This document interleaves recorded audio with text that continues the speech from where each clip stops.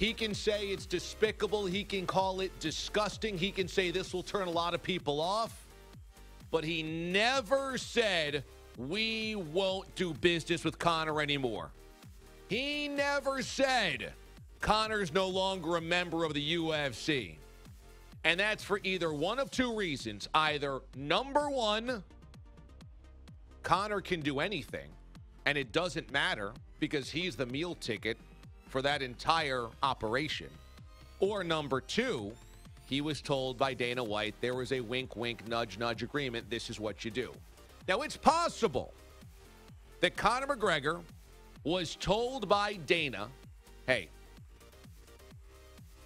burst into Barclays, go a little nuts, act like you're angry. That'll give us some buzz. It's like you throwing water bottles at Floyd Mayweather. We'll get a little juice.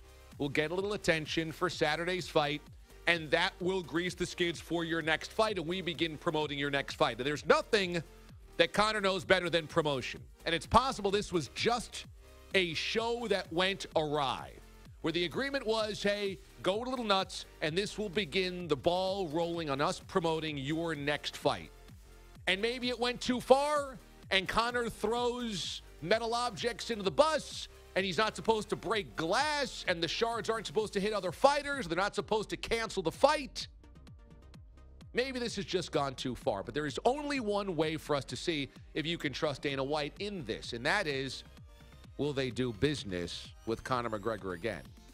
Because if you see the UFC announce soon that Conor's going to be fighting in a couple of months, he's going to be fighting by the end of the year.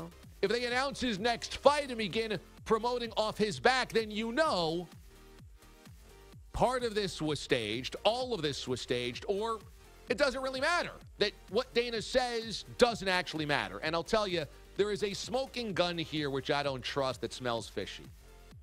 ESPN has this brand new morning show on TV called Get Up. And guess what?